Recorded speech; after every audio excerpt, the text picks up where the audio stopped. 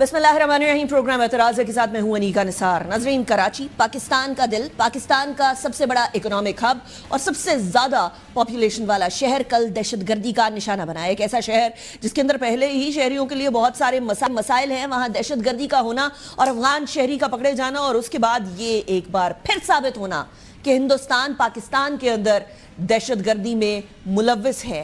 ये बात तो तय है कि इस टाइम पर हिंदुस्तान धूल चटाने के बाद, जो हम लोगों ने उनको धूल चटाई, उनको नाको चने चबवाए 2025 के अंदर मार्का हक में, उसके बाद बिलक रहा है, किसी तरीके से तिलमिला उठा है कि किसी तरीके से बदला लिया जाए और अपने किराए के कातिलों के जरिए कोशिश ये है कि पाकिस्तान के अंदर बदअमनी फैलाई जाए। कल क्या हुआ? कराची के अंदर पाकिस्तान रेंजर्स सिंध के कैंप पर हमला करने वाले 3 दहशतगर्दों को पाकिस्तान के बहादुर सपूतों ने जहन्नम वासिल कर दिया। नॉट जस्ट दैट, ISPR की जो प्रेस रिलीज है उसके मुताबिक भारतीय हिमायत याफ्ता कलदम जमातुल अहरार के खवारिज ने कैंप के मरकजी गेट पर धमाके के बाद अंदर दाखिल होने की कोशिश की। फायरिंग के तबादले में पाकिस्तान रेंजर्स के 3 जवान शहीद हो गए, 4 जख्मी हैं। कराची में हालिया बरसों में भारतीय हिमायत याफ्ता दहशतगर्दों की जानिब से कई हमले हो चुके हैं। अक्टूबर 2024 में कराची एयरपोर्ट के करीब होने वाले खुदकुश धमाके के में 2 चीनी शहरी जो हैं वो हलाक हुए थे और दीगर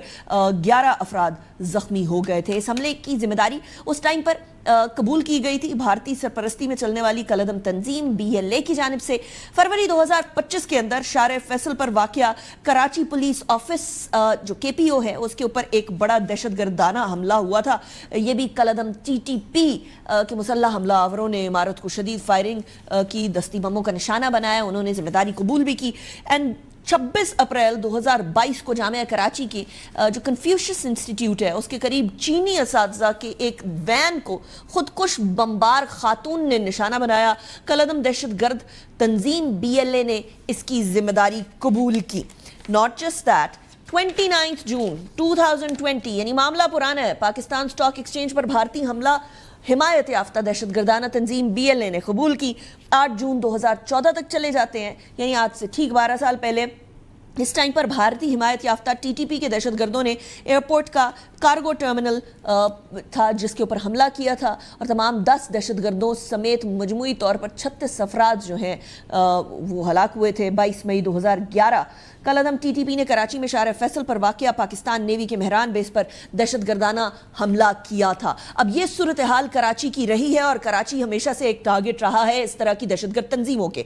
लेकिन पाकिस्तान का सब्र का पैमाना लबरेज हुआ और पाकिस्तान ने उसके बाद फिर ऑपरेशन गज़ब-उल हक किया, जहां अफगानिस्तान के अंदर मौजूद भारत से पैसे लेने वाले किराए के कातिलों के हब्स के ऊपर अटैक किया। इसी हवाले से मेरे अपने प्रोग्राम में डिफेंस मिनिस्टर ख्वाजा मोहम्मद आसिफ साहब ने क्या फरमाया, सुने।